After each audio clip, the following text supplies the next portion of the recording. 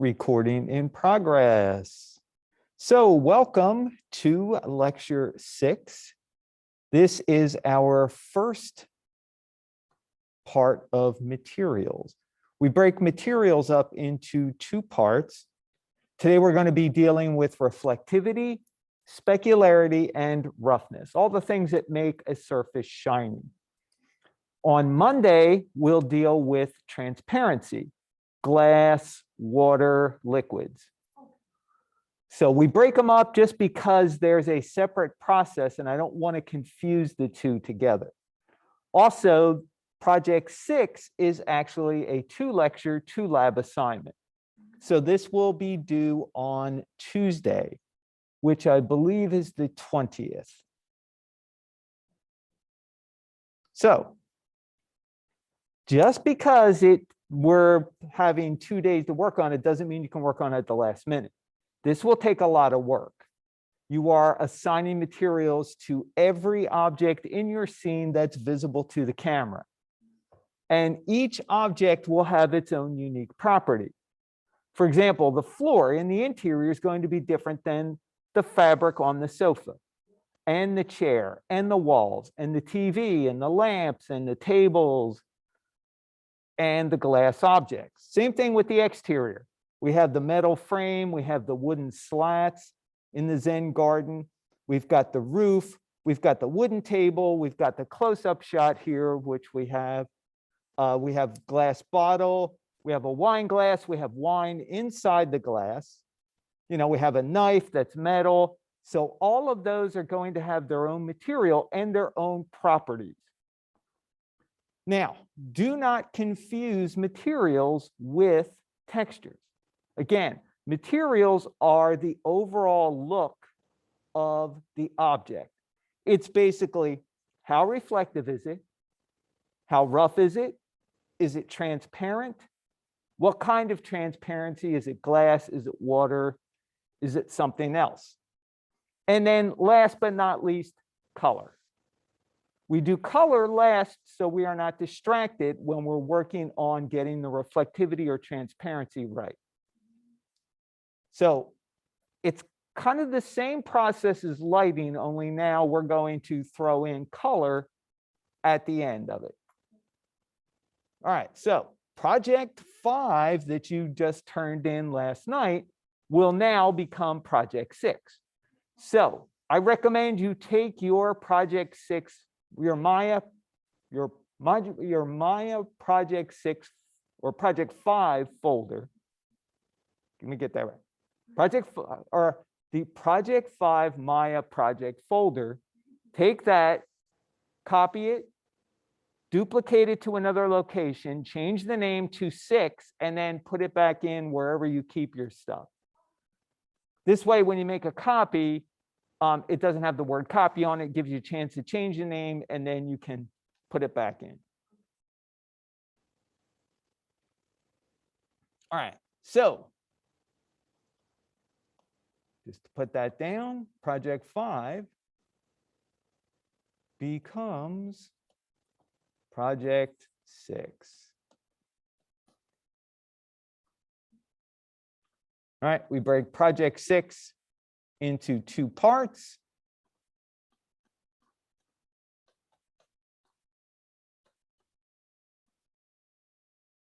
So day 1, which is today, we deal with reflectivity, specularity, roughness, and color. Color is not as important. Everybody likes to jump to color first. Oh, I can get the color and throw it on there. The trouble is, a lot of times you're distracted when you're looking at the color of the actual property of the material. How shiny is it? Is it really shiny? Can you see your reflection in it? If it's not that shiny, can you see your reflection in it very blurry when you look at it? If not, can you look at it from the side and see some kind of reflection? It may be super blurry, but you can still see a glare from the lights. Right? So that tells you the level of roughness. Yeah. So day 2 is what we call transmission, which is when light passes through a surface unobstructed, like air. Air is a body of gas. We don't see it, but when it's clear, clean, relatively free of moisture, you can see light pass through it unobstructed. On a really hot, humid day in Florida, you can kind of look out over the parking lot and kind of see waves. You know, it almost looks like everything's kind of wobbly and blurry. That's because of the heat from the ground heating up all the moisture molecules in the air, causing them to move around.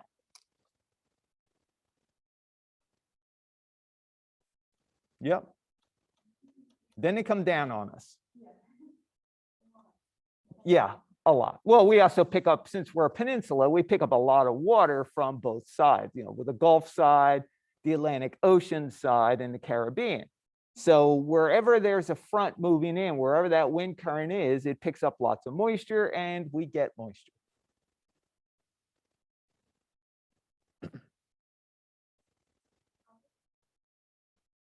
What's that? Yeah.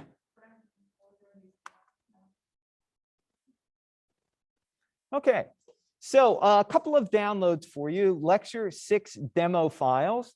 After we have our short break, we'll do a demo together and try to make some simple kind of generic plastic properties.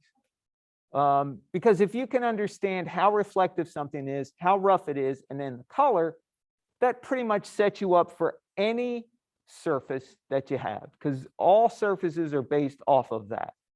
Now, if something has no reflectivity at all, whatever angle you look at it, then it is diffuse. So example of a diffuse might be, for example, our carpet. Our carpet, because of all the fibers in the carpet, when light hits it, it diffuses so much that there's really no organization. And it's the organization that allows us to see the reflection. Like a surface, like our walls, for example, you look at them straight on and they look very diffuse. But if you get up and look at them like the angle I'm looking at them down there, you can see there's a little bit of shine to them. So it's kind of what we call semi-gloss paint. It's designed to, you know, be able to wipe off pretty easily. But it creates a little bit of extra bounce in the light without being too distracting. Like a glossy coat of paint would be too much in here because you'd be able to see the actual light reflections, and that would just be too distracting.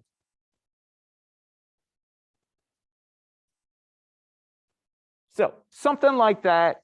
Fabric is another good example. For example, my shirt, if I look at it at any angle, the little fibers on my shirt are diffusing the light. I'm not really seeing it. Whereas if you look at your table that you have your computers on, you know, it may not look too shiny, but look at it from an angle and you can kind of see a reflection from the lights in it.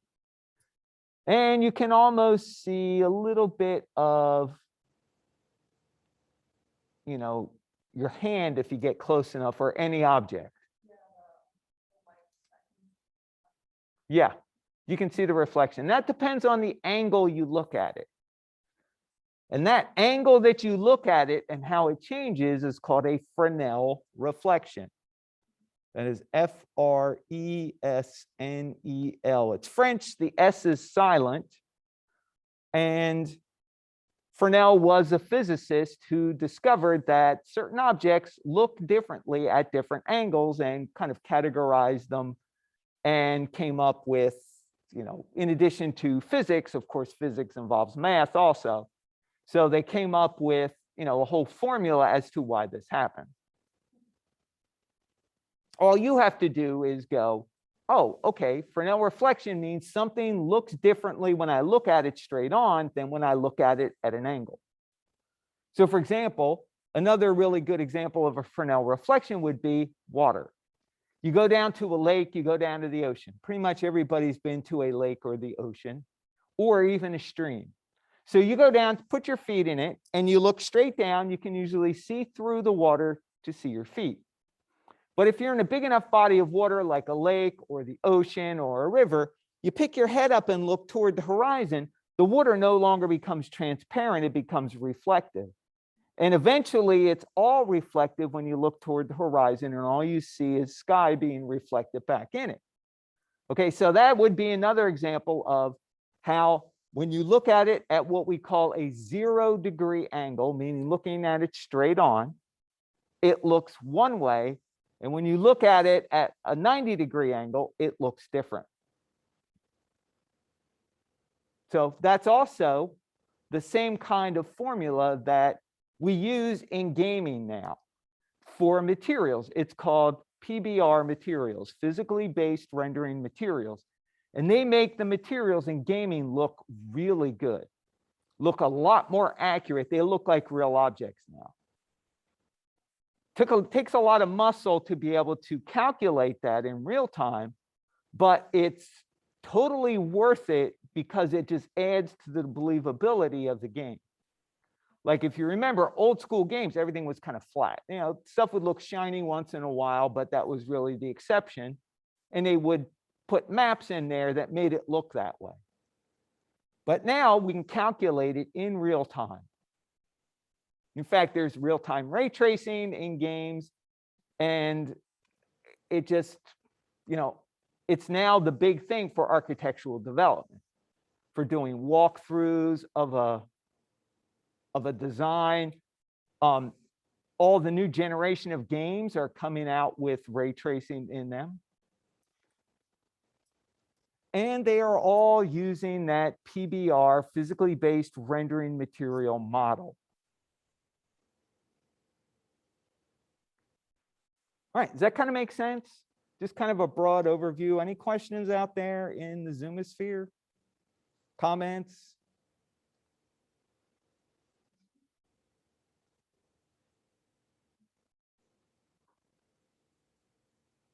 Jasmine's good, thank you. PBR. Yes. PBR, physically based rendering materials. Well, no, it's for any, that is just the type of material that defines games. And actually all of our software materials kind of conform to that. Yes, it's really kind of a hybrid between real time and software. So PBR, just think physically based rendering materials. Unreal has it, Unity has it, Arnold sort of uses it, RenderMan, V-Ray, they all have PBR, and PBR utilizes another acronym, BRDF, which is bidirectional reflectance distribution function, just call it BRDF. That's really where PBR came from. So bidirectional means we look at something in two different directions, it looks differently. That Fresnel reflection that we talk about. So it started off as being calculated by Fresnel reflection, bidirectional, meaning two different, we're measuring something in two different angles. In this case, it happens to be reflectivity. That's what the reflectance is. And then that kind of translates for real time into PBR. And PBR is really BRDF for games. It's kind of confusing. Just think of it, they're physically based materials. They're meant to behave like our materials do in the real world. Good question, Allegra. And Adriana. Any other questions, comments?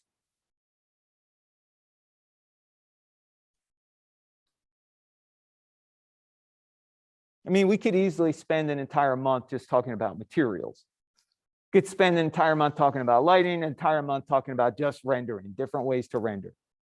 So You know, it's our class is packed with a lot of stuff, and you know, our job is to give you as much as we can and hope that you guys remember some of it and then refer back to your notes and videos and stuff.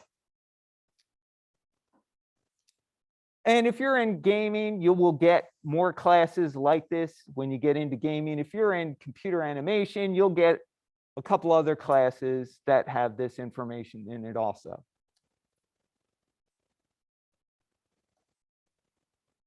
All right, let's clear all this up and continue on.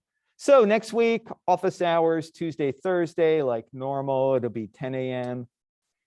To basically 4 p.m. on Tuesdays and Thursdays. Frank or Ari will be running the Zoom Open Labs on Thursday. Don't forget that is a different link.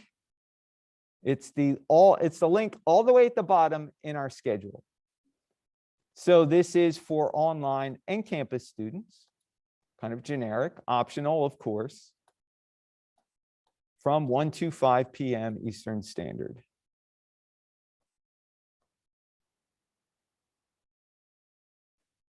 All right. So, like I said, we're going to be dealing with reflectivity, specularity. Specularity, reflectivity kind of go hand in hand. They're really reflectivity. And roughness. How smooth, how rough is the surface that defines how the reflections look and how the light gets reflected back. Something called anisotropy. It is basically how the phenomenon of brushed metal works and why it works the way it does. And I forgot, I usually bring a metal container and I forgot, but Full Sail is filled with brushed metal all over the place. And when it comes to it, for you guys at campus, we can just look at our door handle, that big bar, that is brushed metal. The kick plate at the bottom is brushed metal. You pretty much look at the bathroom towel dispensers, that's brushed metal. It's just how the light reflects back. So BRDF, bidirectional reflectance distribution function. We talked a little bit about that. That is basically how we see in two different directions.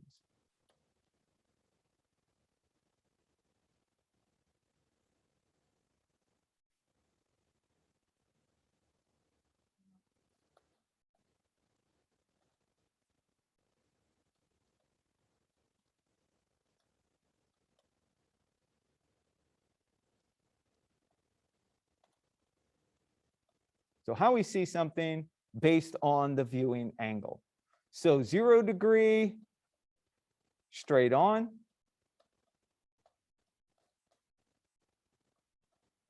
90 degree, which is what they call a glancing or a grazing angle.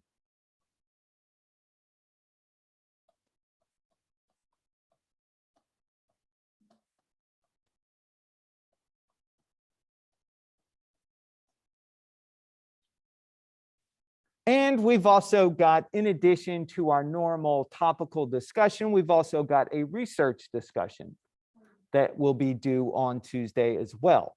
The research discussion is something that is not tied, it doesn't have to be tied to shading and lighting.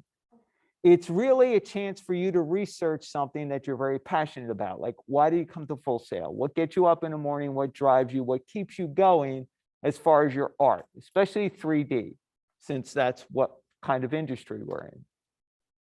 So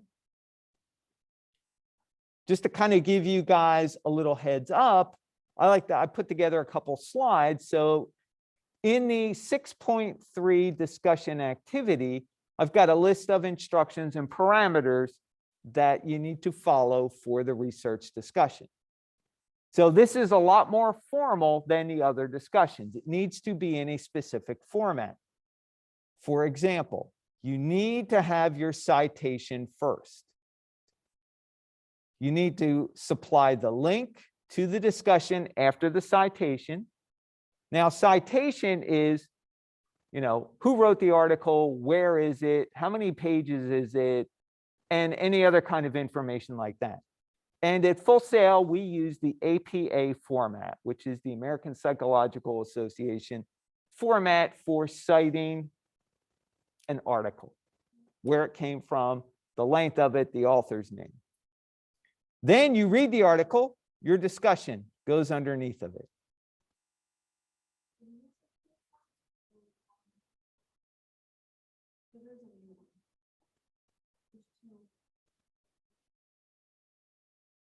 They're still APA though, aren't they?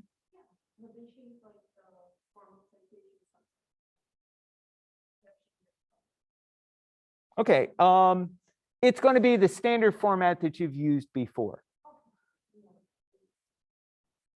Yeah. Whatever you used in your past classes. Now, if you're not sure, you can always look it up online also. It'll tell you exactly the information you need for an APA citation. But some of the resources that I give you to look for articles using Full Sail's online library database, we are hooked up to a national database called EBSCO, which is an educationally based online kind of shared library resource. Now, if you use EBSCO, EBSCO provides you with a bunch of features. Like not only will it display the article for you, but it'll also give you the option to choose the citation you need, and also to use something called a permalink. Now, a permalink is really important in EBSCO because if you go up to your browser and just copy the URL to your article, once you log off of EBSCO, that link is no longer good. Whereas if you go search your article in the EBSCO kind of article home area, you will see a permalink. You use that permalink, that link is good for anybody, whether they're logged into EBSCO or not. So that link is kind of universal, and that's what we need. Because if you send me a link for the session you were in, it's not valid. I click on it, it says, can't find it. So this is kind of what the EBSCO, like when you find your article, I did a quick search for rendering. So it came up with either you'll get a PDF full text or you might get HTML. Doesn't matter which one it is. Yeah, and on the right side here under tools, you'll see permalink and cite. So permalink, you click it, it'll come up with a little window, you copy that link, that's a good link that anytime for anybody. Citation, that'll give you the option of choosing different types of citations. You just choose the APA, copy that for your article, and you'll be able to paste it in.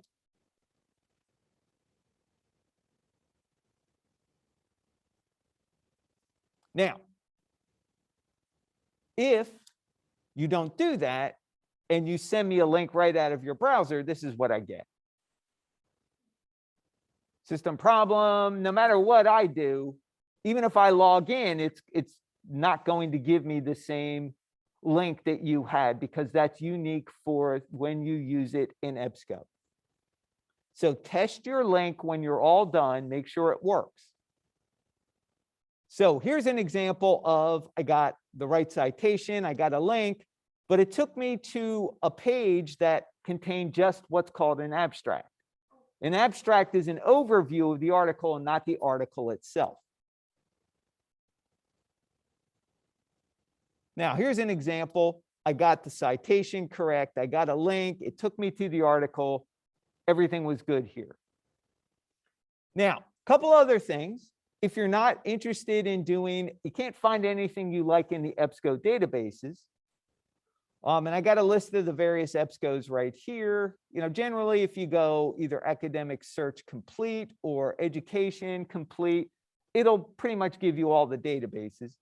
But if you can't find anything, I've got 2 approved online journals that do not require you to log in through EBSCO. One is called Game Sutra. If you are in games, game art, game development, then you should know about Game Sutra. Game Sutra is an industry-based website that features reviews. It features interviews, discussions from game developers. They'll do what's called a postmortem on a game, like somebody will release a game. And they will come in and go, okay, these are the lessons learned that we learned while working on. This went well, this didn't go well. We would change this, we would do this again. It's basically just sitting down and discussing, a lot of times openly, how things were. You also see things like, how to go and get around in the game industry, what people look for when they're hired, what the industry trends are. Even, they'll review games too. Now, the idea behind this is I just don't want you to go to any website that may be a blog and just get somebody's opinion. It's got to be backed up with industry experience and it's been peer reviewed, meaning other people look at it and go, yeah, I kind of agree with that. Yeah, it's real information, not just made up stuff. The other is called Game Studies, International Journal of Computer Game Research. This is a lot more formal. They have what are called white papers. White papers are very formal research papers where basically you get something like this. It'll list the authors, the source. Basically, the abstract in a research paper is, this is what we wanted to do and research. These are our methods, and our results are in the article. And this is how we're supporting what we thought would happen or what we wanted to prove. This is how we're supporting it. Or maybe, at the end they go, we went through all this research and then we found this to be true rather than that. Now, they can be quite long, they can be quite technical, but they are still very valid if you want to do that. Yeah, they have a lot of information. Now, this is not just give me a summary of the article. What I'm interested in is how you relate it to the article personally. I want what is called the you component in it. Why what you read was important. Why was it motivating to you? How did you relate to it? Like, oh yeah, I used to play this game all the time and I really like that kind of style of game. And a lot of the articles, a lot of times will deal with the creative and artistic side of gaming. A lot of times, people who make games, game art, are always kind of trying to prove to people that it is art. You know what I mean? Where sometimes it's not seen as a serious form of art when it really is. So, how did you relate to it? Why was it relevant? So I need that in there. If I just get a summary, that doesn't really tell me anything about you in that article. And that's really what we're after. It's a good way for you to share yourself and your passion with somebody else. Now, maybe you look at an article, you read it and you go, I don't agree with it. I read it. I got this out of it, but I didn't necessarily think I was going to get this. Or, it can be something that you were surprised, something that you weren't expecting, and you may not even have liked the article, and maybe you didn't agree with it. And then here's why.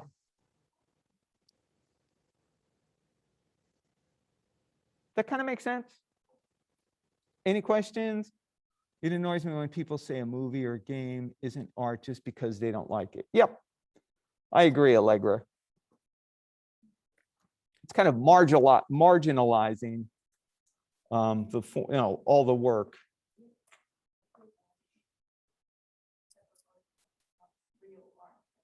Yeah. And that's kind of what happened to the motion picture industry at the very beginning when they started making movies. That's why they came up with the motion picture, art and science organization.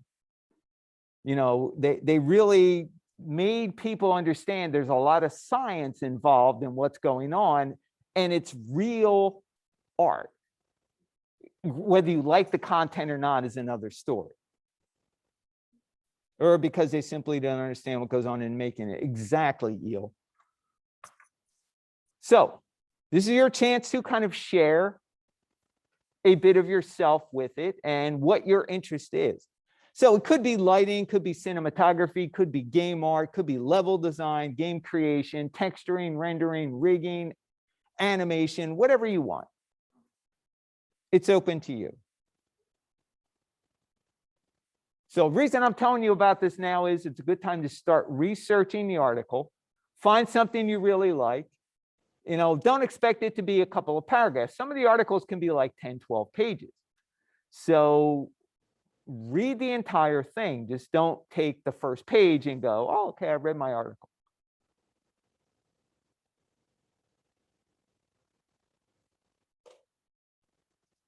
So if you have any questions or you found content that isn't on the list that I have, send it to me, send me a link. I'll go look at it, give you thumbs up or thumbs down. I'm just looking for a credible source for you to use.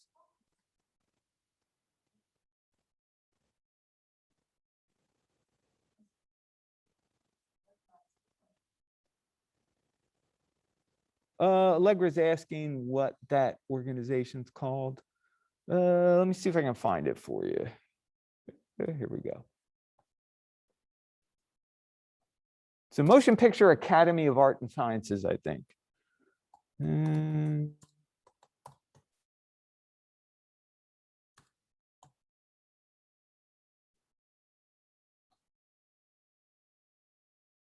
you go, right there. They basically run the Oscars. Okay, Academy of Motion Picture Arts and Sciences. History, information about the Academy Awards. You know, now, you know, of course, everybody, oh, the Academy Awards are all rigged, all that. You know, granted, that may be to a certain degree, but they still honor people and organizations that do a lot of research and groundbreaking, you know, storytelling, visual effects, music, sound, in addition to, you know, award-winning actors, leading role actors, secondary actors. It's all part of the same thing.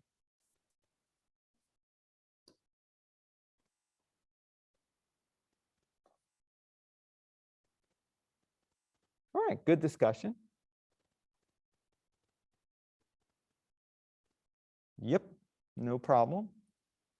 All right, so this will be due Tuesday. So let's go on and now talk a little bit about some material properties.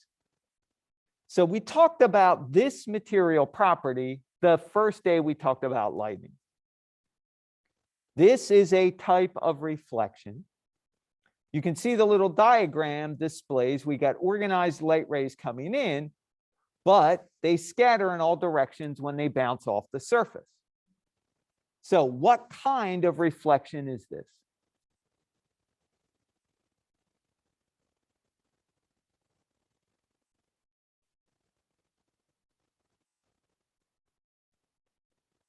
What's that? What kind of reflection is it? Everything's a result of reflection, everything we see. If something does not reflect light, it looks to us like a void, looks like a black hole.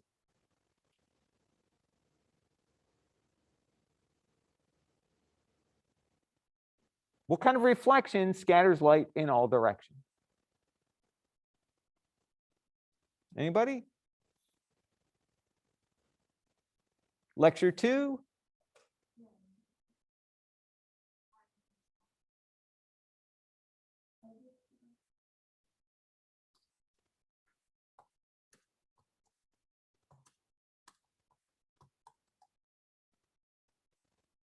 Yes, thank you, Jasmine. Diffuse reflection. Diffuse meaning it scatters light in all directions. Diffused.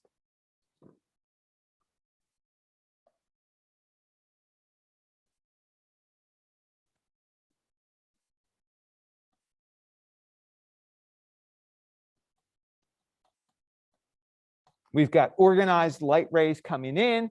They hit a surface. The surface has microscopic irregularities.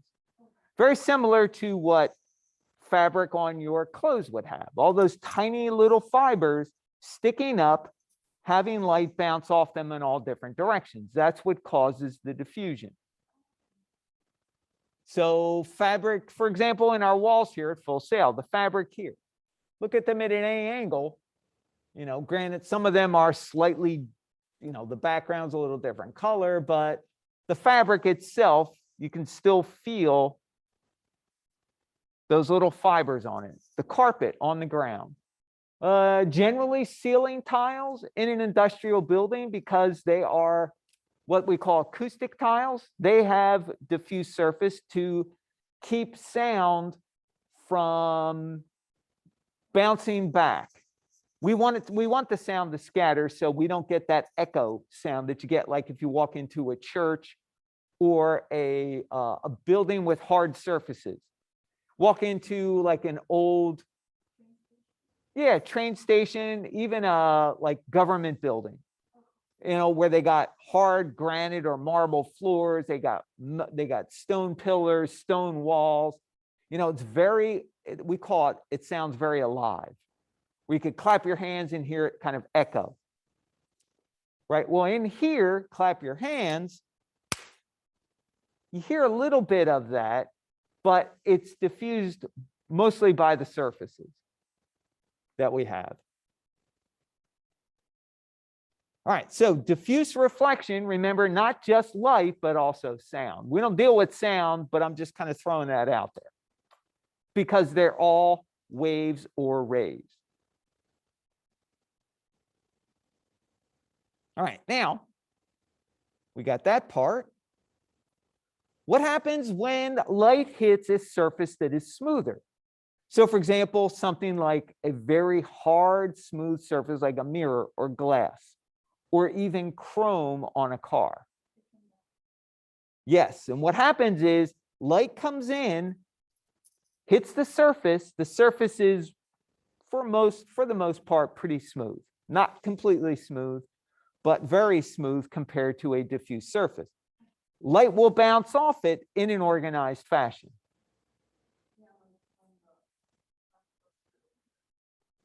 Yes, exactly.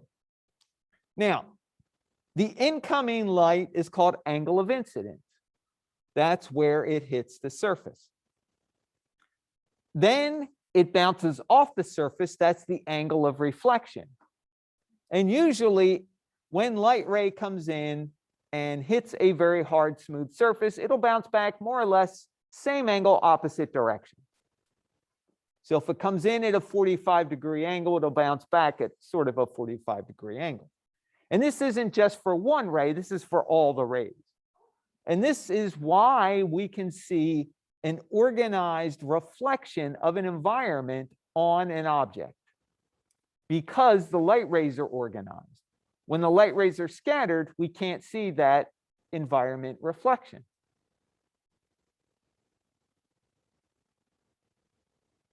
So let's see, what do you guys have? So take a look. Everybody's got their cell phone, right? So take a look with your cell phone off.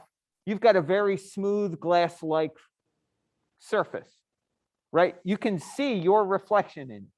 That's because it's hard and smooth. Now, when it's dirty or smudgy, you can't really see it with that much clarity. Now, if you take a look at the back, like mine, I've got a case on it and it's pretty beat up. It's a lot rougher than the front part. So I don't see as much of the environment with clarity. Now, all of this is based on the angle of the incoming light ray as it hits the surface to the angle of the surface normal. Now, you guys should know what surface normals are from modeling. Anybody not know what surface normals are? Or face normals, you guys might call them. Because each face of a polygon has a normal. It sticks up at a perpendicular angle to the surface.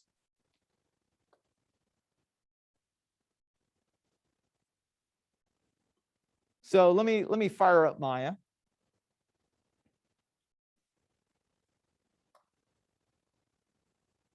And we'll take a look at that.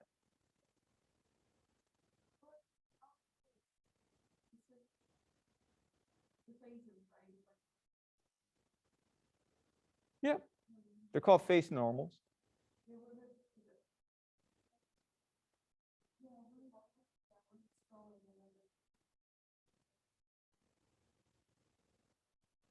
Yeah, yeah. Don't overthink it. You guys know the answer already. So what I'm going to do is just create a simple polygon sphere. Now, what I'm going to do is, well, let's get my camera here. Let's do this. Let's look at it in one of the ortho views. So let's go side view. We'll zoom in here. And then let's go to perspective, and I'm going to unhide my side view camera. Shift H. So where are you?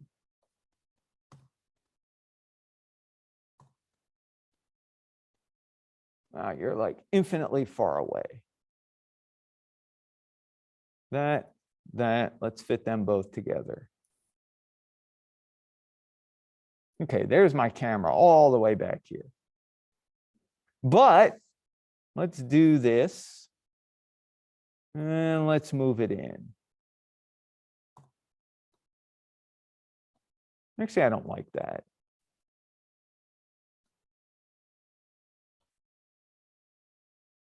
Just going to make a new camera because the ortho cameras kind of look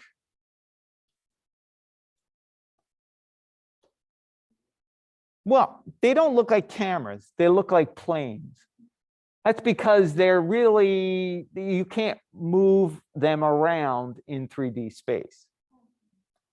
They are pinned to only showing one side. All right, so let me just create a new camera. There it is.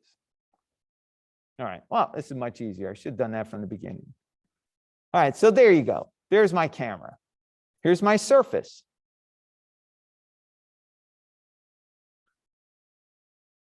Let me go up to display polygons, face normals. So all the little fuzzy, look like hair follicles, those are the normals on the surface. So when we talk about reflectivity, everything in CG, well, not just reflectivity, how we see something, how we calculate something is all based on the angle of the face normal to the camera and where the either light rays coming in or the particles coming in. We measure a whole bunch of stuff based on face normals.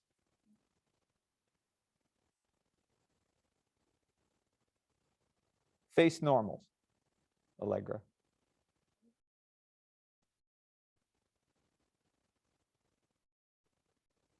Right here.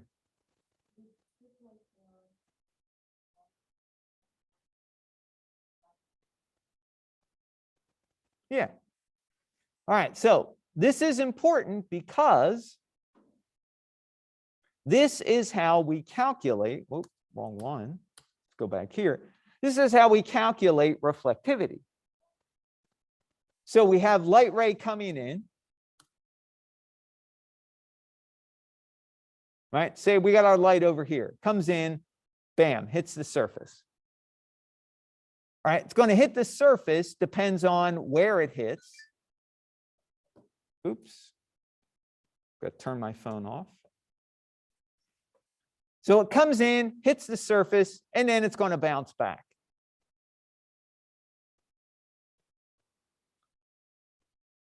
Now, if it comes in and this is a diffuse surface, well, then it's going to bounce back in all kinds of different directions.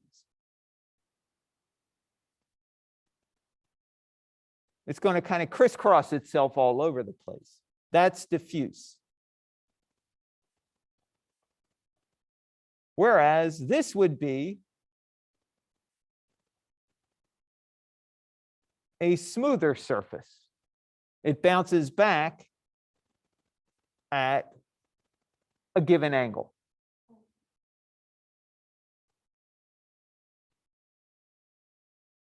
So again, all these face normals, you know, they're there to show us basically how the surface is going to reflect. You know, if these are inverted, we see it as a big black hole. And that's because it is not reflecting light, because all the reflective portions of it are facing the wrong way. So everything is based off the angle of the surface normal to the angle of the camera to the angle of either the light ray or particle ray or fluid dynamic, whatever it happens to be, we're calculating.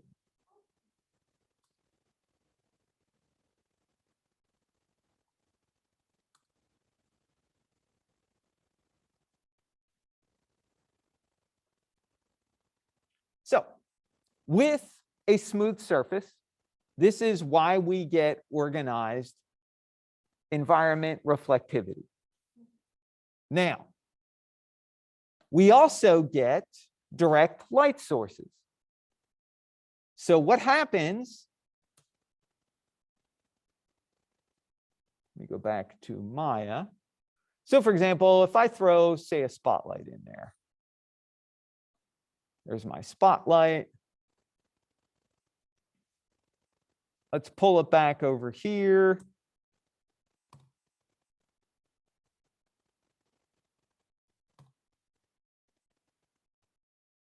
Put my face normals on. So here's my light.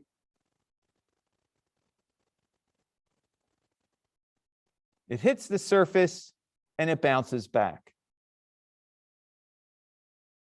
Now, my spotlight, in addition to showing organized light rays of the environment, so what it's going to start to reflect whatever is behind the camera and whatever is surrounding the object. That's why when we use, or when we create dome lights, we always put an image in them. So we have something to reflect back. But now, in addition to seeing the environment, we're also going to see this light shape, because this light ray hits the surface and then eventually find its way directly into the camera.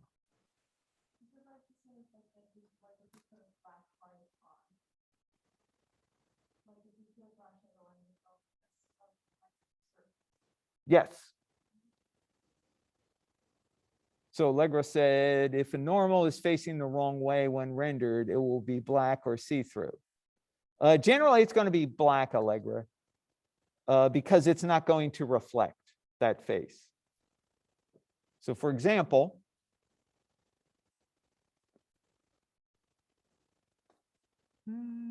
let's grab this. Let's clear that.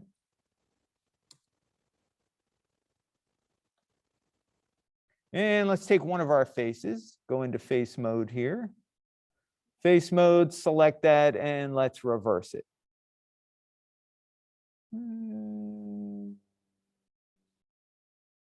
Yeah, mesh display, right, thank you. Mesh display. So then we go back. So we can't see through it, we just can't see it. Now, if I go inside of my sphere,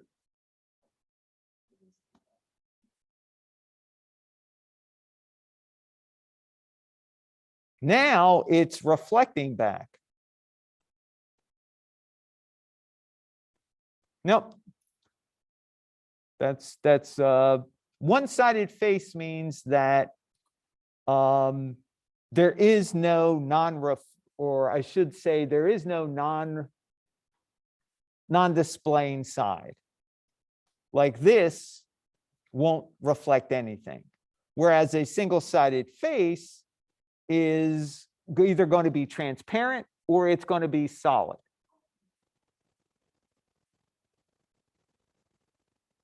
Well, Allegra, I couldn't show you that.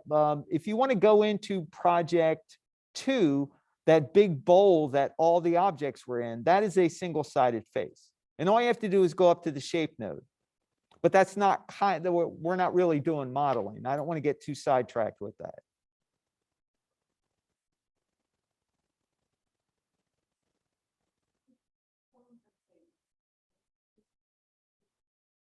So if I go up here under mesh display and conform, then it's going to reverse it to conform with the bulk of the other. Yeah, it just reverses it to conform. Yeah, even though it looks different. Yeah. Now it's looking different just because, let me Z back.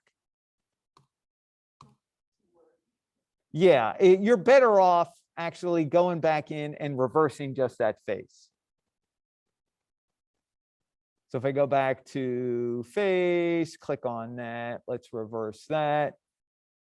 So this should look a little better now. It still looks a little wonky.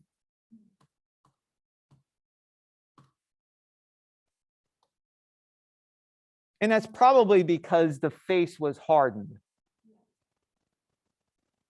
But I'm not really going to worry about that too much right now.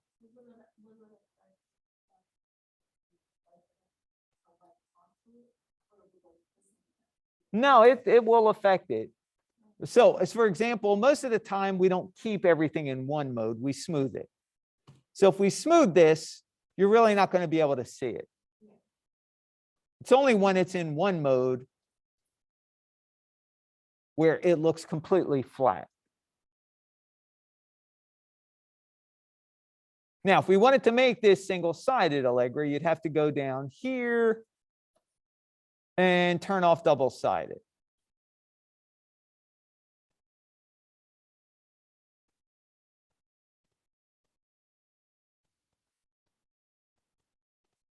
So now if I go inside, I can't see anything.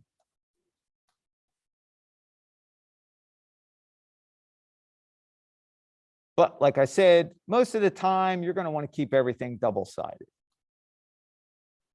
All right, so we digressed a little bit, but that's okay.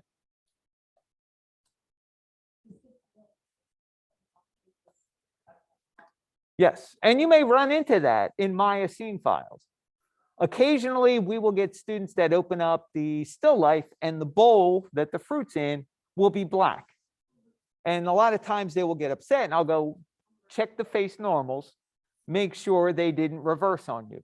And honestly, it's one of those things where Maya does that occasionally. Different versions of Maya they change the modeling tool set. All of a sudden, stuff that looked really good in one version will start to look wonky in another version. So that's why you will never see production companies change versions of software in the middle of a production. You have to use the software that you know works while you're doing something for money. You cannot jeopardize getting paid. That's pretty much what it comes down to. So never change in the middle of a class unless you have to. Never change in the middle of a production unless you have to. And most of the time, you guys won't be making those decisions. That'll be somebody else, fortunately for you, because then everybody comes and points at you going, it's your fault. So let somebody else make the decision to switch. But it's never a good idea in the middle of a production. All right, now, we were talking about having our face normals, be able to measure the angle of the incoming light ray and the reflectance. So when a surface has organized or when a surface is smooth and the light rays are organized, they bounce off. We get environment reflections because they're organized, and we also get direct light highlights, which is what this is.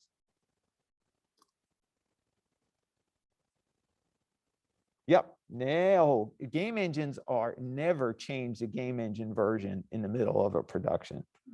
Yeah. I mean, that's like the first thing you learn. Well, hopefully you learn, but apparently not, since there have been failed video games. All right. So this direct light highlight, that means that you can even do this on your phone. So I can take and angle my phone and be able to see a light up there. And that just means the light ray from that light's hitting the phone, coming back into my eye. That's why we see these direct light or specular highlights. Now, when we talk about reflectivity, ordinary average reflectivity is called an isotropic reflection, meaning that we can rotate our object any angle and the reflections more or less stay the same.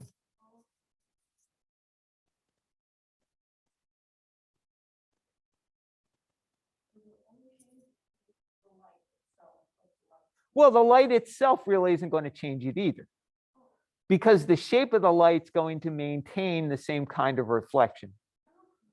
And that's why it's called isotropic, meaning no matter what angle you rotate the object or the light, it still shows that same type of reflection. Now, if you're looking at a sphere, obviously some of that's going to distort just because of the shape. But the actual shape of the light, if it's square or if it's round, is going to be more or less square or round when you rotate it all the way around. So for example, I don't know if you can see it on, I'm going to get up for a second, folks in Zoom.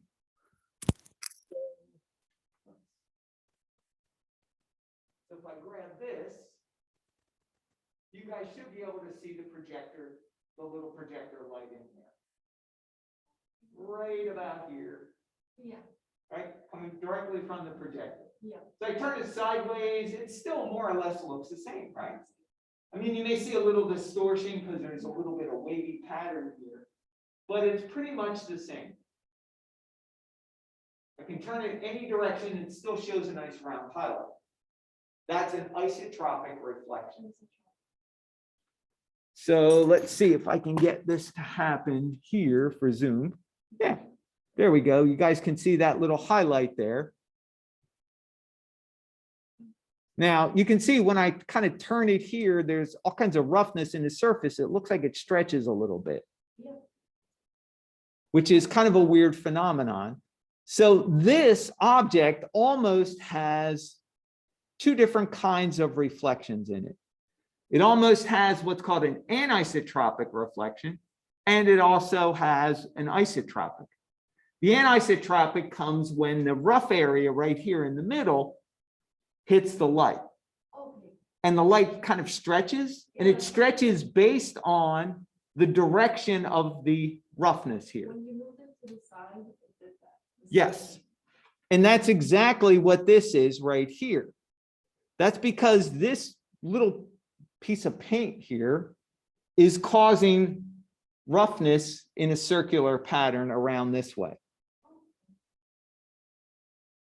Now, when it comes to the top, notice it turns into a nice round reflection. That's isotropic. This would be anisotropic, where it's stretched.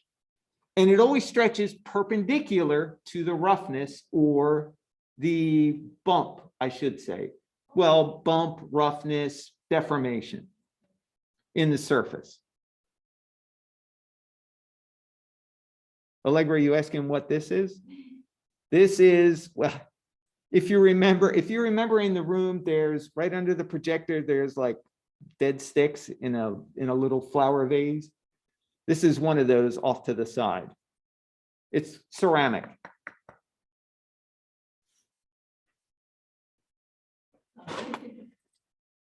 Props.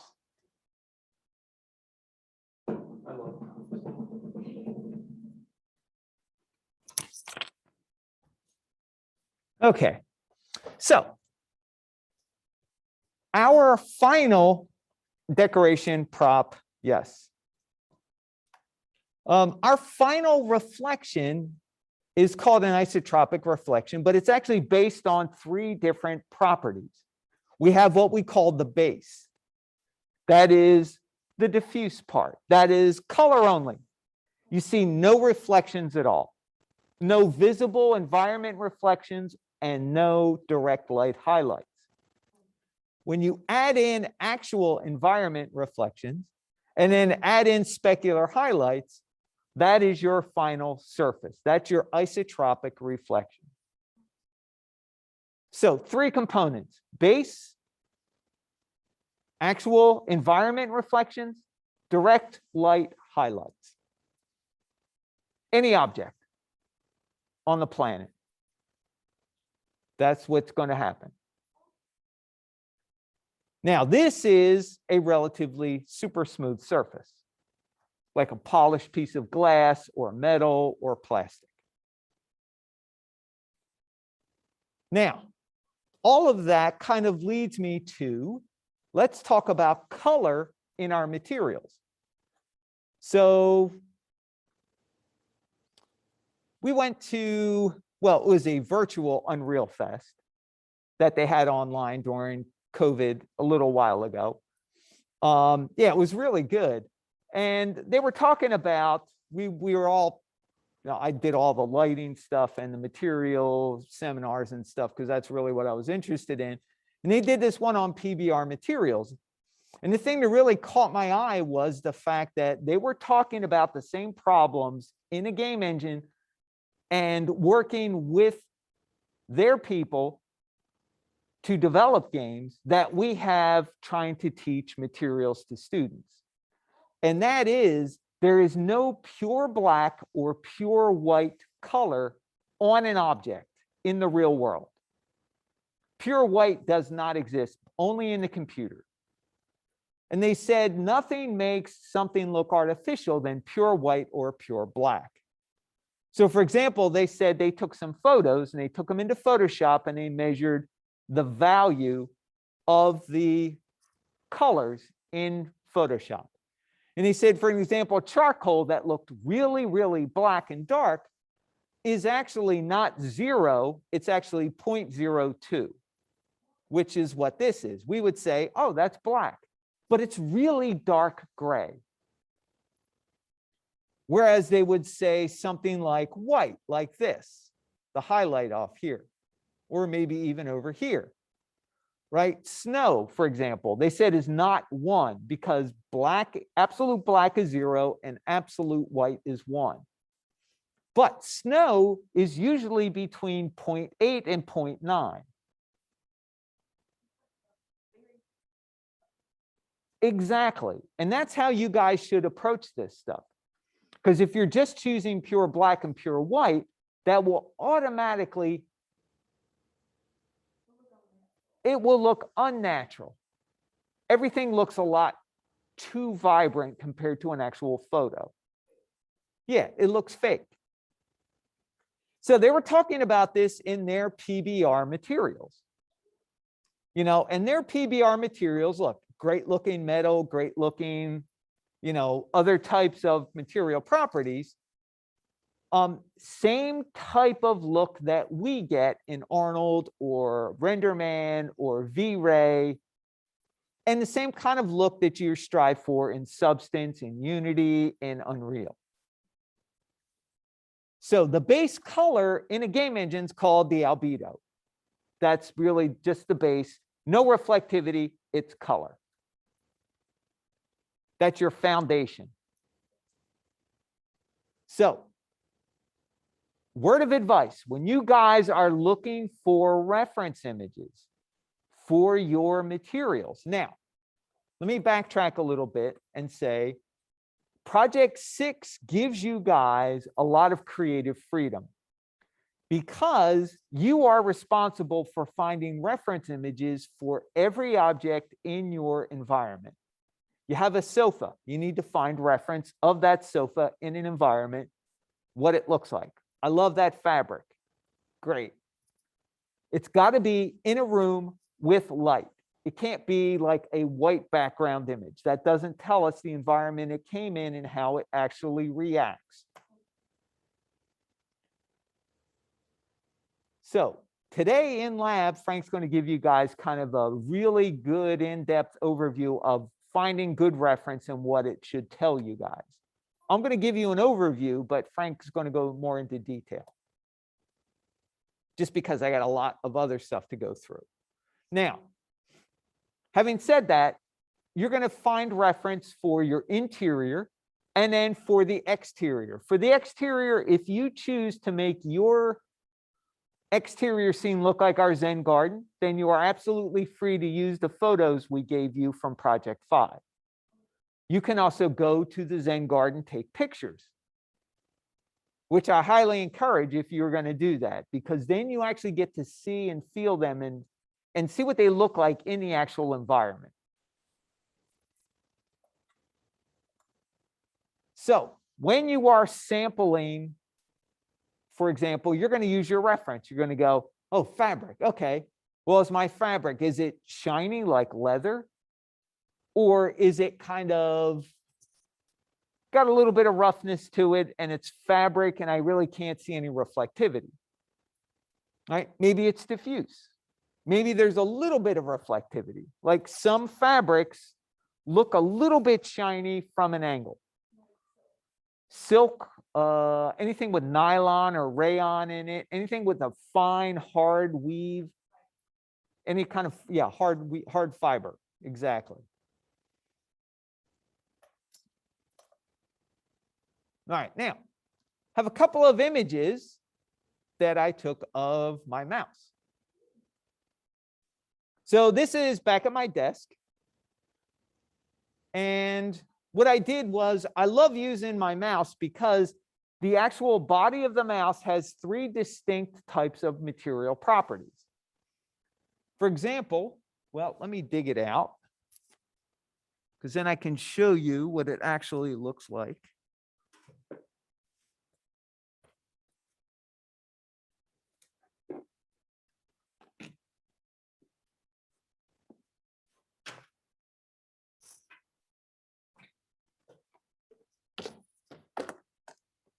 All right, so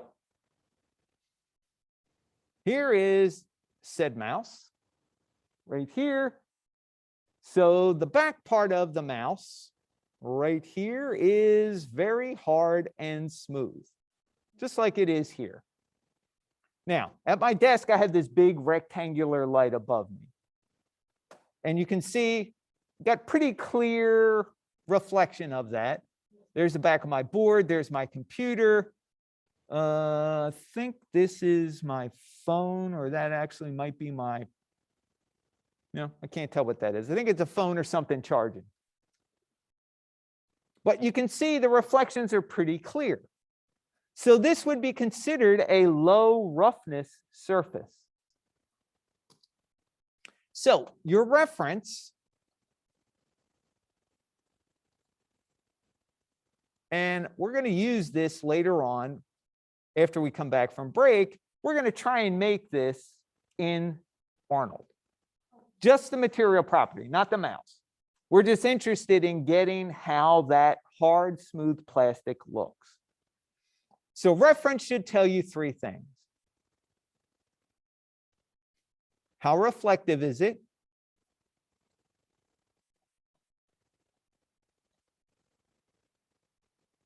How rough or smooth, depending on how you want to look at it. And color.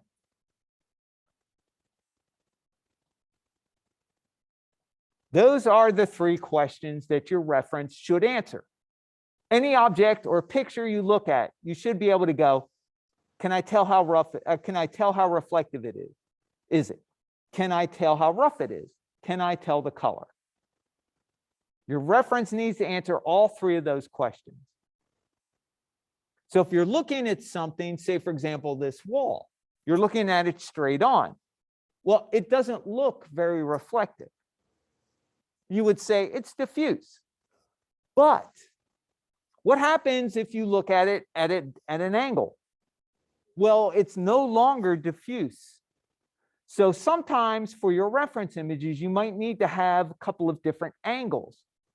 You might need to have that sofa or that chair or the floor or the wall from a couple of different angles so you can see, is what I'm looking at when I look at it straight on the same as when I look at it at an angle? Chances are it's not going to be. But like fabric, the carpet, if you look at it straight on and look at it at an angle, it sort of looks the same. So how reflective is it? This object is pretty reflective. Okay, how rough, how smooth? Nothing is perfectly smooth ever. There's always a little tiny bit of roughness in something. If you ever, go on the internet and you can search out like the edge of a blade of a knife. If they zoom in with a microscope on a really sharp, razor sharp, smooth blade, you're going to see it looks like the Grand Canyon when you zoom in close enough. There's always imperfections.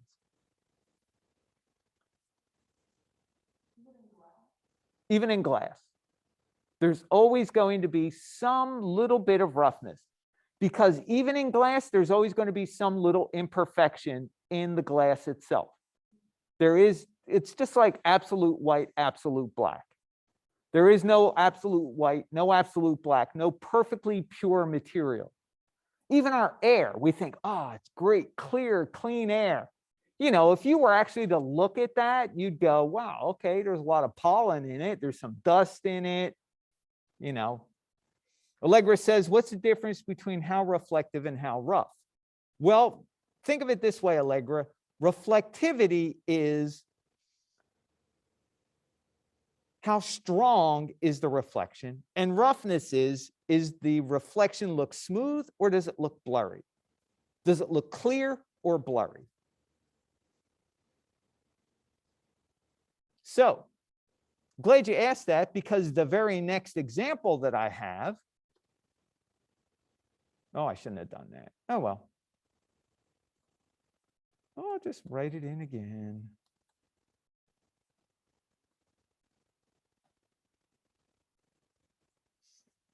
How reflective? Yep. Yep. How rough? Smooth, and then color. So these are the questions. Now go to the next one. So this is the top of my mouse, right? Right here. Here's the back. Back of my mouse, nice and hard and smooth. Same lighting, nothing changed. The surface is a lot rougher. So you can see now that reflection that was really nice and clear here is now a lot blurrier, because the surface itself has more irregularities that are visible when light rays hit it. Does that help, Allegra? So chances are my level of reflectivity hasn't changed. It's the level of roughness, because that still looks like a pretty strong reflection.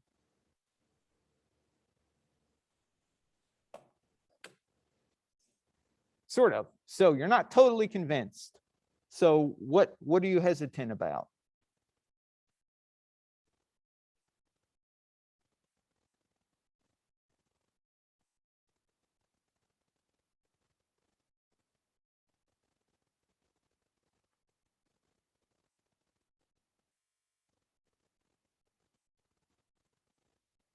Okay.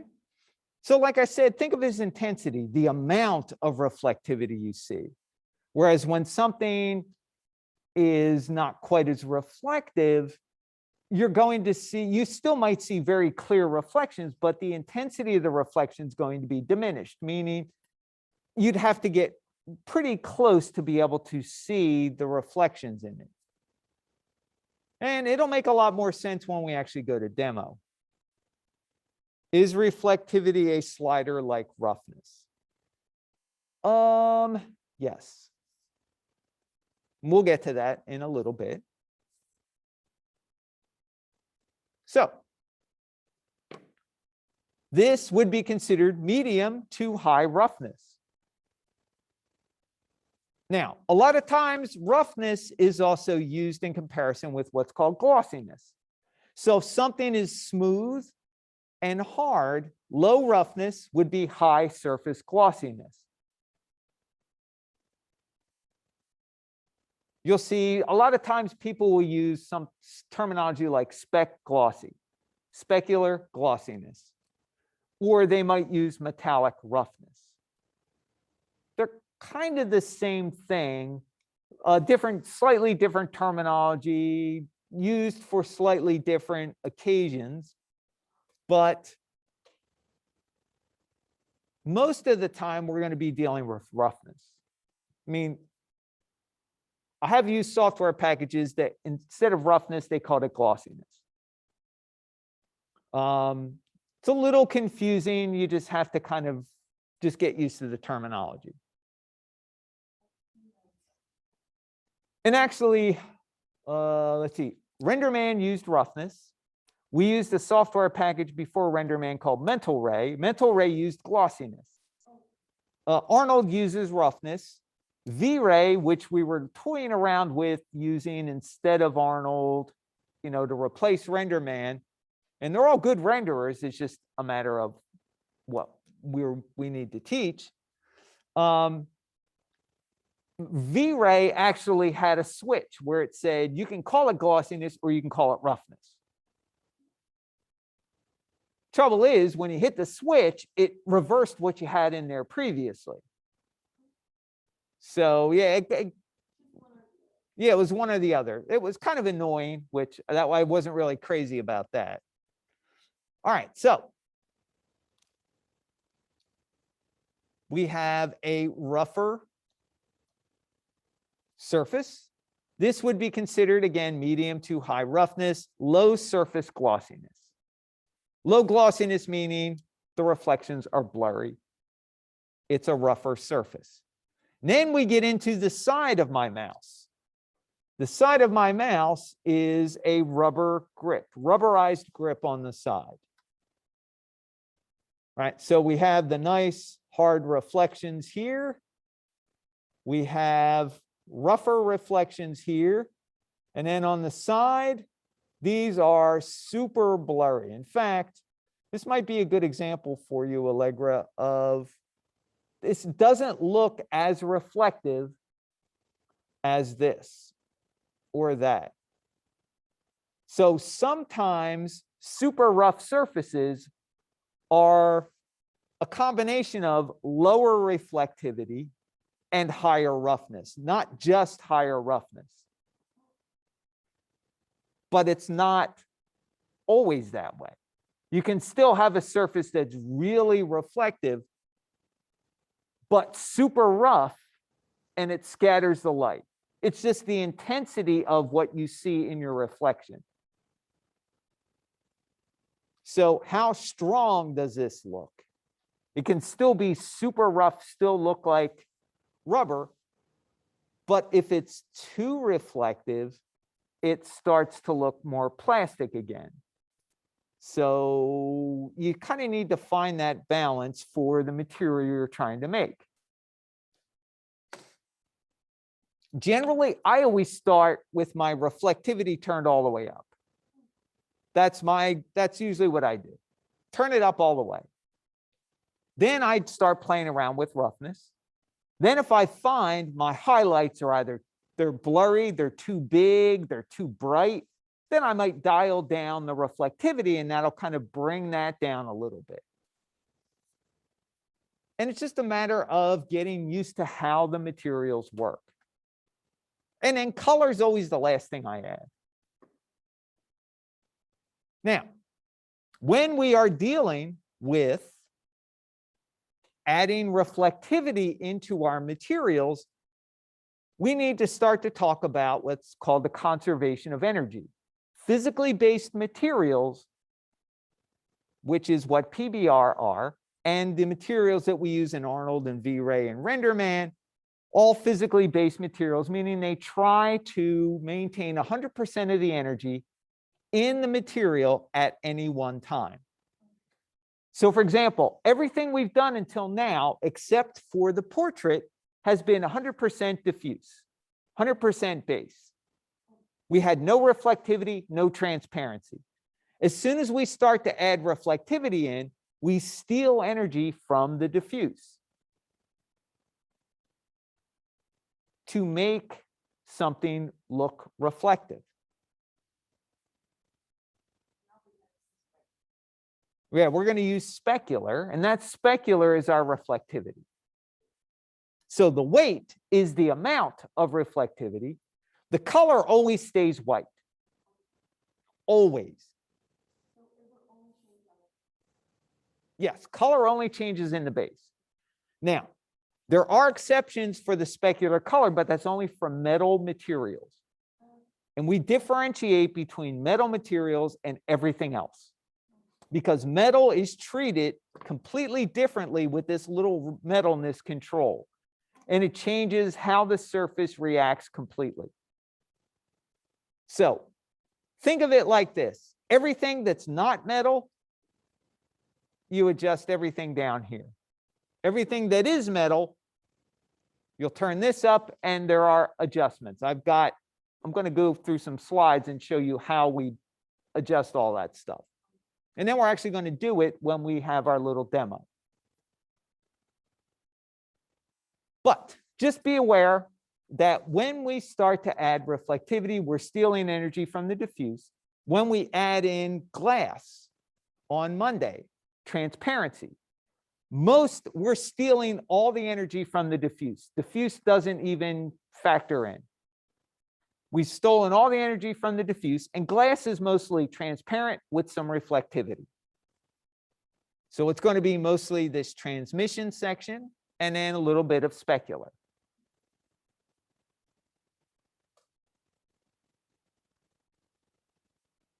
All right, so there are two different kinds of materials. One is called dielectric materials, and the other are called conductors. Dielectric materials are everything but metal. Conductor materials are metal materials. So, a little bit of terminology change, but these are the technically correct names for those materials. So my mouse is made up completely of dielectric materials. Plastics and rubber, well, mostly plastics, and a little bit of rubber on the sides. Key here. Okay, a little key fob, plastic, plastic, metal, metal. And you can see this metal is a little bit on the yellow side. We'll get into that in a second too, because that's a whole other can of worms. So just understand, everything that is not metal, we deal with separately than everything that is metal. They have their own controls. It's really not that difficult, but what I'm trying to do is make sure you don't think, oh, I can just make this by turning metal all the way up. Well, no, this is plastic. It's not going to behave the same way as actual metal. And actually, this is a good example of anisotropic material, because the highlights stretch, because it's got intentional roughness all the way around it. This is got a rubberized grip. It's got a little harder plastic in the back, plastic harder on the tip and the back. Okay, so here is kind of a simplified list of dielectric and metal materials, conductors. So everything that is not metal, like I said, let's put this in blue still.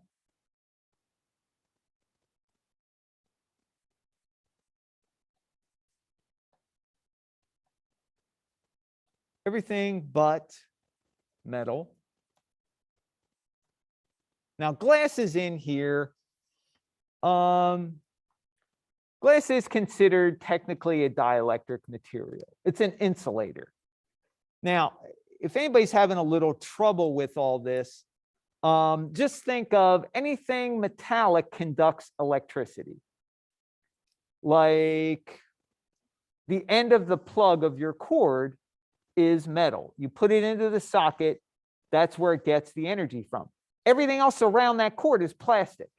It's meant to insulate you from the electricity. Like your charger for your computer, your phone. Right.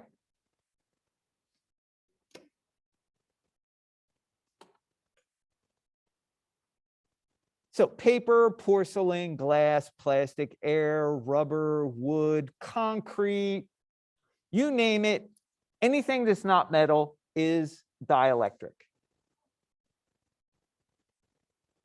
Conductors are things like steel, copper, aluminum, iron, gold, silver, brass, bronze, zinc, platinum, stainless steel, metal alloys, combinations, different types of metal, nickel, chromium, pretty much anything you can think of, that's a metal material. Would a Mac be a conductor? So, good question. Now, the case of your Mac is actually made of aluminum. And that helps to dissipate heat, keeps it lightweight, and is fairly strong and pretty rigid. People think of aluminum as a soft material, but it is structurally very strong. So, for example, planes. The frame of an airplane is usually made of structural aluminum because it's light, it's sturdy. Now, once it becomes damaged, then it has to be replaced. But the weight to strength ratio is very high on it. Well, I should say strength to weight ratio is very high. So yeah, your Mac would be considered a conductor. It's conducting heat away from the chassis, away from the motherboard, away from, well, the fan also helps inside.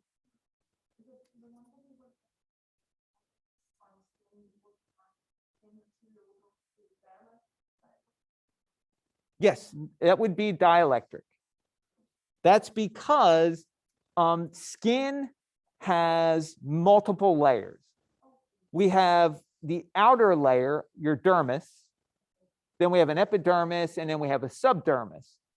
So those layers allow the light to pass through it and scatter through each layer as it goes deeper and deeper.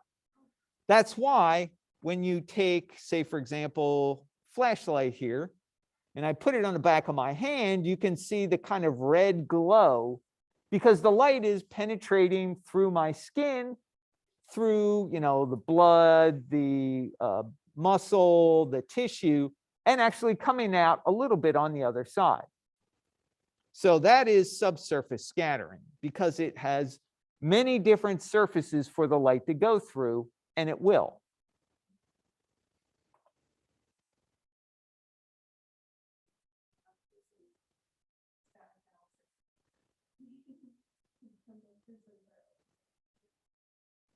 Yeah. So your Mac isn't shiny, but it is reflective. You can kind of see some reflectivity. And it's designed to not be too shiny because that would be, if you're working on it, you would see nothing but reflection from the screen come up in the body where the keyboard is. Oop, big fat hands in a way. Now, here's something else to think about with metal. Metal is broken up into what are called white metals and red metals.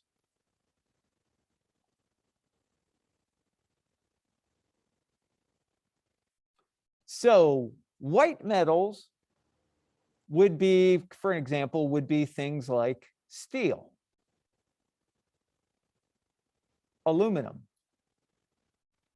iron, silver.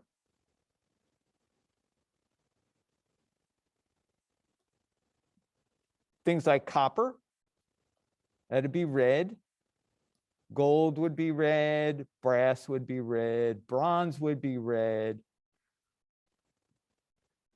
And the reason that they are red is because that is what is primarily reflected back. Remember, when we are looking at most objects, we're dealing with white light hitting an object.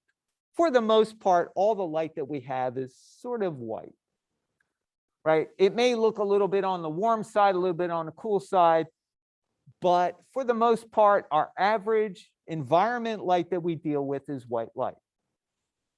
Now, when steel, aluminum, iron, silver, they reflect back to us, we say, oh, that looks silver, or it looks gray. Well, those are really different versions of white. Remember, there is no pure white. It's all different shades of gray. There's no pure black. It's dark gray. But metal has the ability to only reflect back the primary wavelength of the color it's made from. So copper, gold, they kind of look yellowy, orangey, almost some red in it a little bit. Yeah, paler, pink, you know, those kinds of colors. That technically is red light being reflected back. Now, if anybody's interested in this, I have an article that I have loaded up. Why is copper reddish in color? So this is a really good company. They do a lot of chemical analysis and stuff. But, you know, they have a whole discussion on silver metals because they don't absorb much of any of the visible light that hits it. Whereas the red metals, they pretty much absorb the reds, or they absorb the blues and the greens and emit mostly red back. And that's why it appears. So this whole first page is actually pretty simple, pretty good. You know, they talk about how colors are absorbed, how all the light reflects back. Here, this is kind of where it loses me when it starts to get into the math part. But if anybody's a real math nerd, go for it, have fun.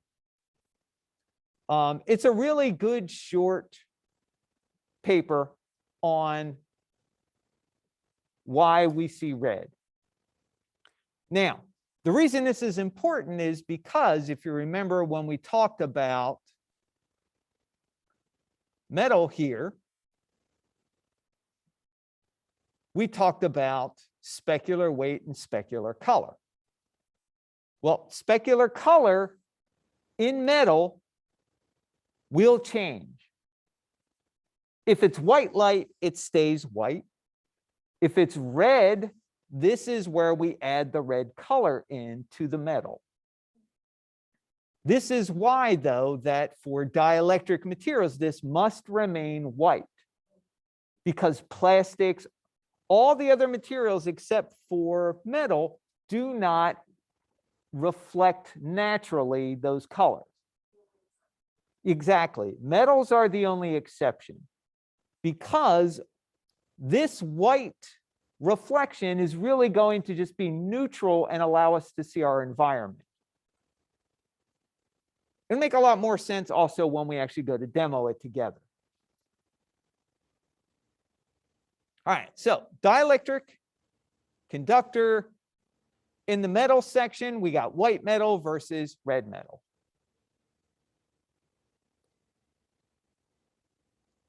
So dielectric materials, we manually alter the properties of the reflection. So the base color, which is right here, this is the object color when we look at it directly, 0-degree angle. Okay, specular weight, brightness of the specular highlight. That's the intensity of the reflection. Specular color, this should be white for all materials except red metal. Don't take my word for it. Go to Arnold's website, and this is exactly what they tell you.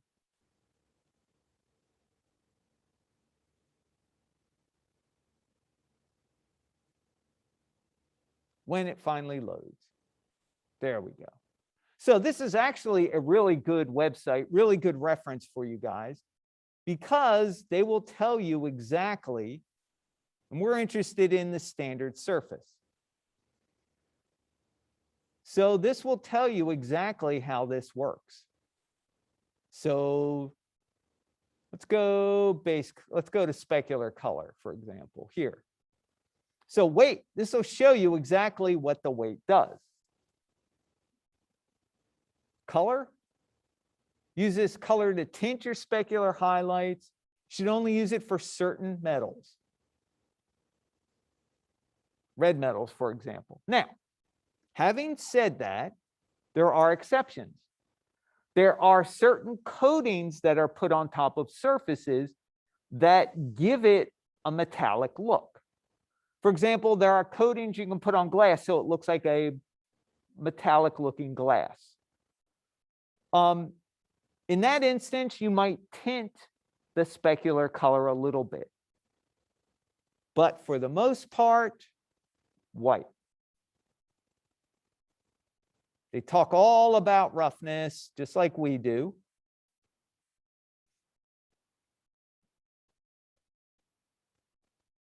So you can go under the base here. They'll tell you exactly what the base weight does.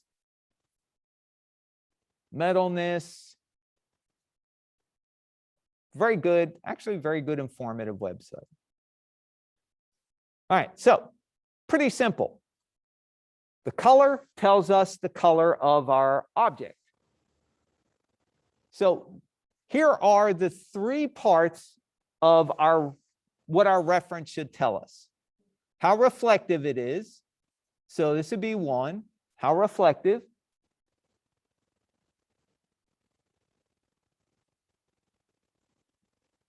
How rough. We'll get to that down here. There's your roughness.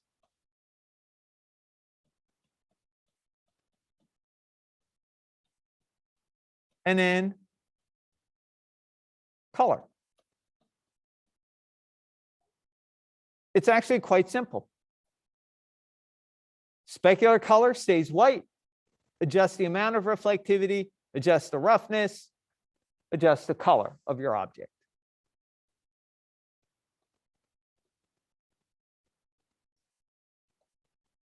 All right, now we get into metals.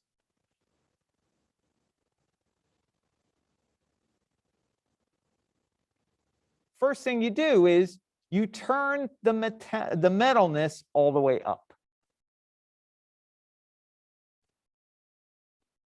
Now, as soon as you do that, the surface becomes entirely reflective.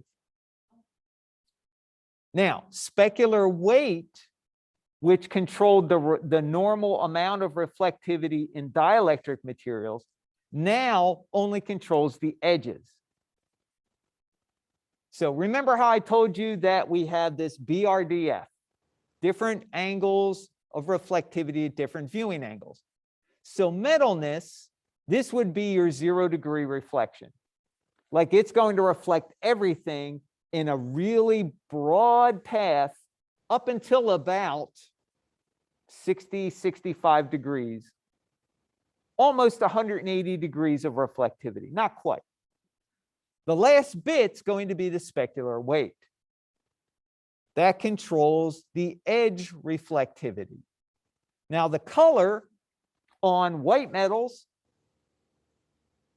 this stays white. If you've got copper, brass, bronze, gold, this is where you put the color in for metal. And here you go, also into the base. No, you have to put it in both places. That's where it gets a little confusing. No, and I'm going to show you how you know what to put in. Because it has to do with a website that we have called refractiveindex.info. It basically has a list of how different materials reflect light. It'll give them to you in a couple ways. It gives it to you in a reflectance, which is what we're going to use, basically just the amount of value you put in. And it also gives it to you in what's called the index of refraction and the extinction coefficient, which are two physical ways to measure materials differently also. But Arnold uses reflectance.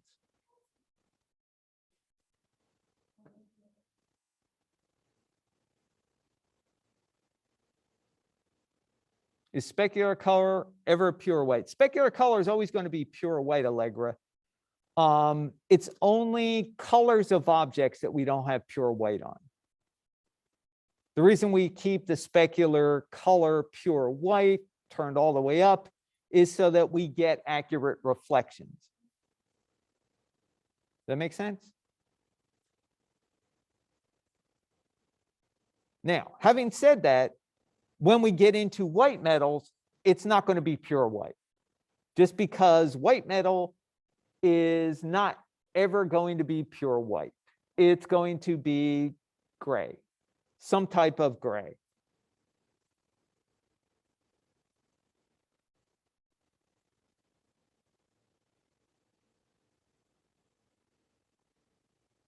Now, whether you are using dielectric or conductor materials, the level of roughness, how blurry or soft are your reflections?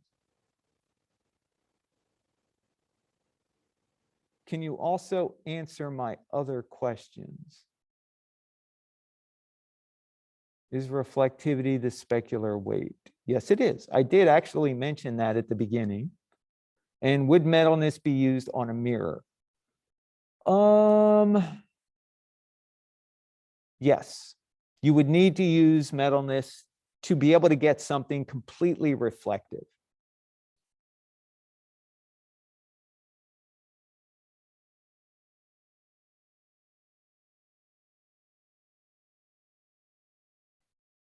You're welcome.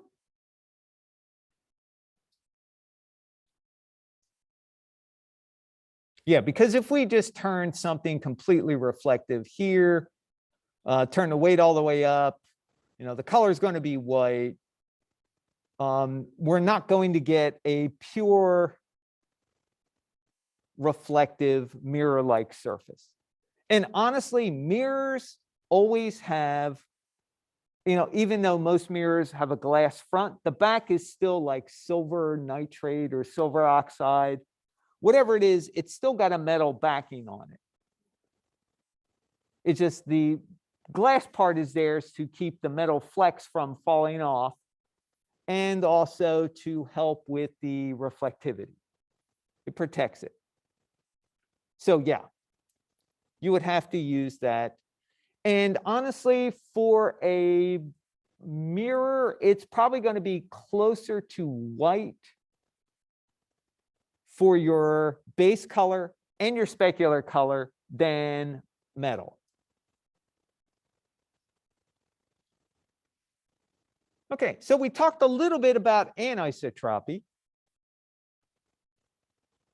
And we give you reference today for this thermal container that's sitting on the desk.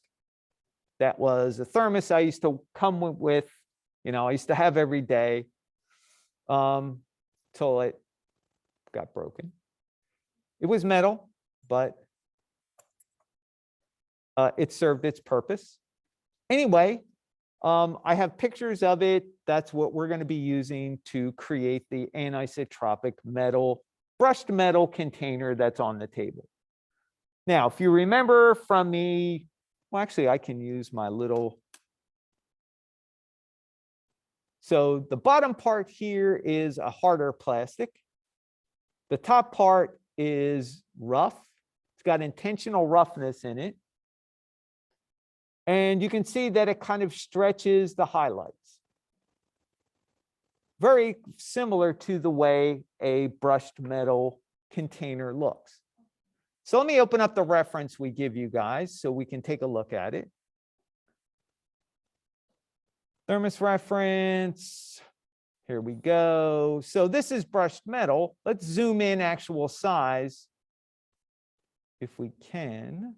Is that actual size? Huh, it is. Thought I made it bigger, but let's zoom in anyway. So you can see that there are some intentional horizontal, basically brush strokes. They call it brushed metal because they have wire brushes that etch the metal in a direction. It's stainless steel that's been roughed up and then coated with a clear lacquer. And that's pretty much what stainless steel is. Now, as I mentioned before, anisotropic materials will reflect or will stretch a highlight perpendicular to the angle of the roughness. So for example, the roughness is horizontal here, and that means my highlight stretches vertically. And if I turn it just like this, notice how this part stretches vertically. When I turn it on its side, it stretches horizontally now. And that is because it's always going to be perpendicular to the roughness. The roughness is now vertical, and my stretch is horizontal. When I turn it back to its original orientation, right, my roughness is still horizontal on the surface, but now it stretches vertically. So it continues to stretch in the direction that is perpendicular or 90 degrees from the roughness. And that's really what anisotropic material does. And to make brushed metal in Arnold, it's really quite simple. Under specular, there's a slider that says anisotropy. When it's 0, it's off. It's an isotropic reflection. So anisotropy, generally, I don't like to go all the way to 1, although you can. I find you get a more realistic look if you go somewhere between like 0.85 and 0.95. So for example, here on these 3 objects, there are 3 different materials. The one in the center, 0 degree anisotropy, 0 degree rotation. Now, with anisotropy, you have to rotate it manually. It will not automatically know which direction you want the roughness to go. So at 0 degree, oh, one other thing. Anisotropic materials, like this thermos, are generally, since they have intentional roughness, they are pretty rough to begin with. Like, you can see a lot of blurry shapes in here, but you can't really make out anything. You can't make out, like, this is on a kitchen counter with a bunch of stuff all around it. There's a couple of windows. You can just make out the window shapes vaguely, and you can make out some blurry objects, but it's really rough. So there's always an element of roughness in an anisotropic material. So to make something anisotropic, you have to increase the anisotropy. And generally, this slider goes in one direction, 0 to 1. 1 being full anisotropic. Generally, I back it off to be 0.9, 0.95. Now, what happens is, once you do that, on the right here, I have my anisotropy turned up, but I don't have any rotation in it. So what happens is, it almost looks like it stretches my highlights horizontally, so it looks almost less rough than it did in the center. But I don't want that. I want my highlights to stretch vertically, so I rotate it 90 degrees. But unfortunately, our rotation slider is 0 to 1, not in degrees.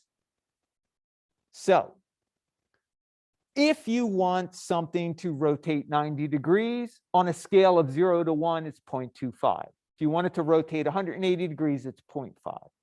So you just have to understand, okay, I wish it were in degrees. It would make a lot more sense if it were in degrees.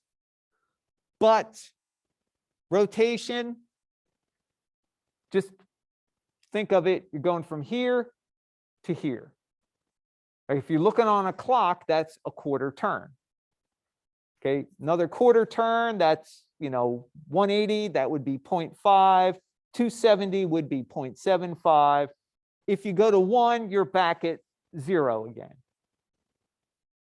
So this one, anisotropy is 0.95, and I rotated it 90 degrees or 0.25 on my slider, and now it stretches just like my reference. Controls the shape of the specular highlights. And really, that's all it is. It's really simple to make brushed metal. So things like your arm lamp, sometimes the desk lamp, besides the thermos on the desk, are going to be brushed metal. Most arm lamps that are floor lamps, not all of them, but most of them are kind of brushed metal looking.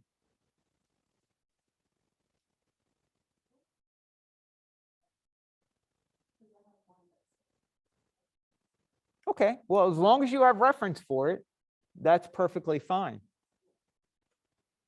The only thing I would say is do not do glass hoods on the lamp, because they are not modeled for that. They're modeled to completely restrict the light so it comes out, not so it goes in all directions.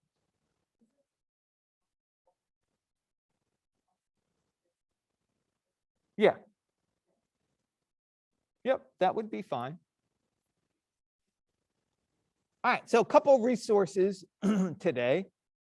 I showed you the Arnold for Maya user's guide. And here is the refractiveindex.info. So I would highly recommend you guys bookmark this because it's a great thing. It's sort of like, it's set up like a library. If anybody's ever actually been in a library building, where you go in there, you have a card catalog or a computer to search for your book that you want. You have an area in the library where they have shelves of the information and topic that you want. Then on the shelves, they have books. And then inside the books, you have a page number of your article. And think of it, if anybody's ever used an actual cookbook, a cookbook has like sections for, oh, here's the main course for dinner, entrees. Here's vegetables, here's salads, here's desserts. Okay, so you find your category inside the book, and then you go to the page number. Oh, I want to learn how to boil water. Oh, it's on page 3. So you go to page 3, and it tells you how to boil water. Put water in a pot, put it on the stove, turn it on. Wait until it starts to bubble. Don't put your hands in it. So here you can see that under shelf, most of what you're going to be using is main simple inorganic materials. In the book, you'll notice they've got silver set up for you automatically. So if you click here, you can go, oh, there's aluminum. Or if you're from the United States, it's aluminum. Yeah, no, it's actually aluminium. It says it right there. Aluminium. Yeah. All right, so you have gold, you have things like boron, you have chromium. Now, if you've got metals that are an alloy, meaning they're a mixture of two metals, that's going to be here under other miscellaneous materials. You got alloys here. There's brass, there's tin, there's permalloy. There's a bunch of other things that you can get to.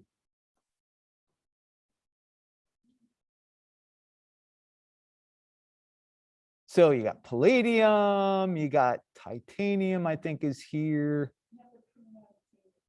Yep, titanium is here. I like titanium because titanium has almost the same properties as stainless steel. Now, as I mentioned, for metals, let me go back to just the plain, well, let's go to silver, let's go to aluminum. All right, so here is the refractive index extinction coefficient. If you are using a software package that has these, you can plug those numbers in. Like RenderMan had those. You could plug them in, but Arnold does not use them. So what we do is we go down here to the bottom, we scroll down, and we go to the reflectance.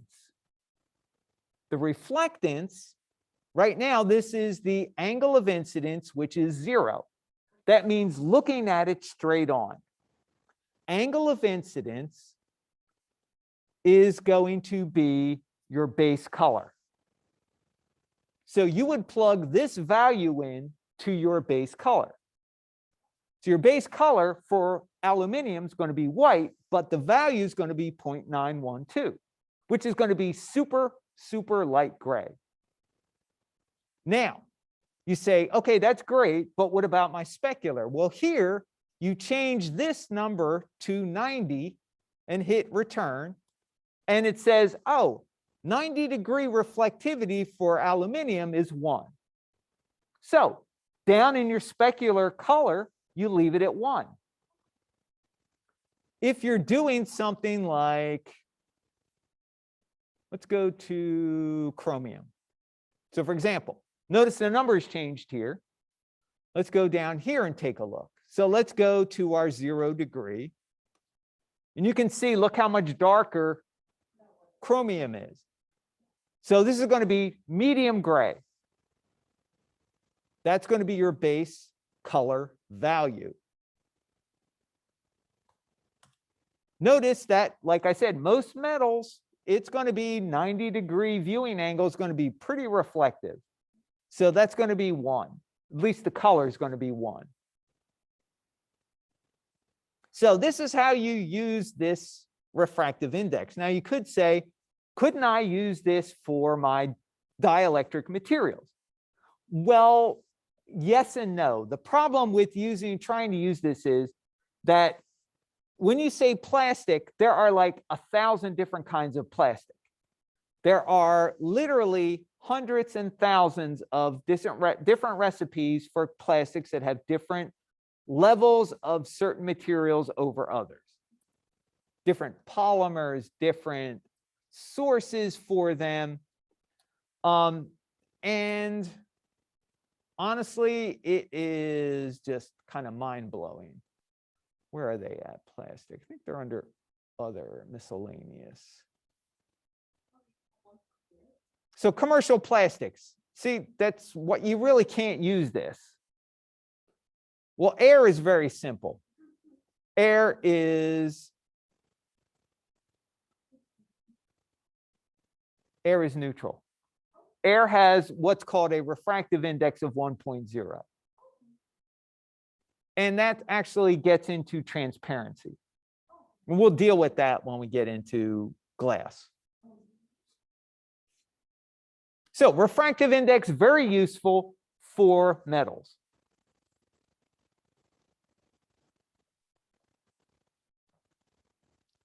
All right, so one other thing, when you are starting to render, remember how in our render settings, we did the camera AA and we did the diffuse.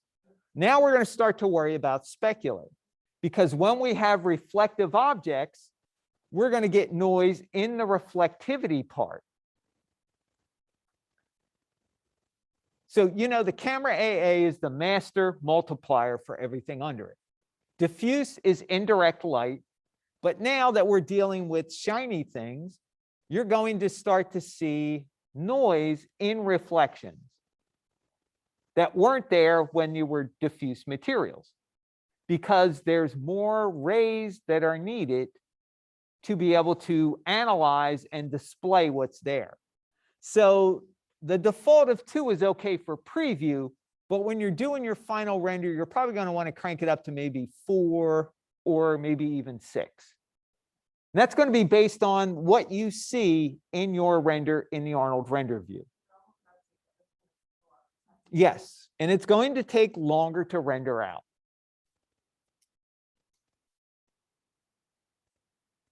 Okay, so one other thing. Well, you guys know that we have two different camera angles that you're going to be showing us. You're going to have a long shot, you're going to have a close-up. When we get into doing the close-up, we have a brand new template for you guys. Well, no, I should say, for both the interior and exterior, we have brand new templates for you guys to use.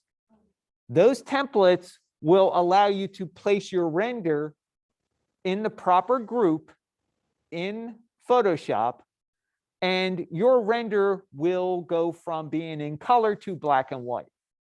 So for your close-up shot, we have a separate layer that will convert your render into black and white. And what we're interested in looking at here is not the pretty colors, but how well did you get the reflectivity? Because it's a lot easier to see how reflective this table is without color than it is with color here. So the close-up shot has a separate group. You put your render in there, makes it black and white. Your reference goes in that same group, makes all the reference black and white. And then your long shot, that's still going to be color. That's, separate area, separate group to put your render in. Same thing with the close-up. I'm sorry, same thing with the interior. The close-up is going to be black and white. The long shot's going to be color.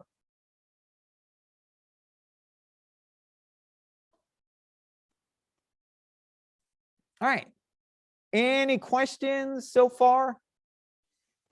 It's a good time to take a break. When we come back, we'll actually get into doing some demo because we're able to get through pretty much everything that I wanted to up front. And it's just a matter of getting you guys familiar with what we're doing.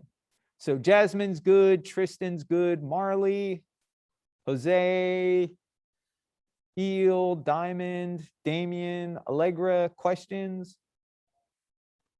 Marley's good, Jose's good, Eel's good, Damien's good. Thank you. Allegra, any questions?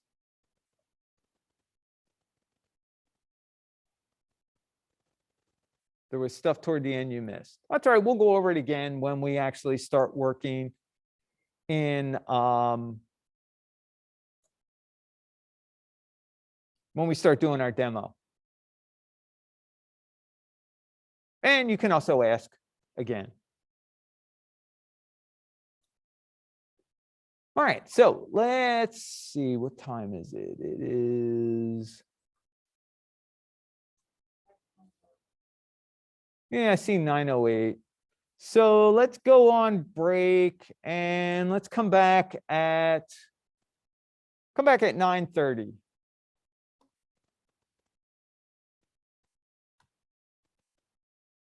Download the Lecture 6 demo files, project folder.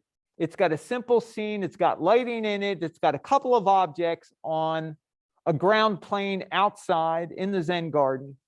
And we're just going to add materials to it and get a feel for how the materials work. All right, so I will see you guys back here at 9:30.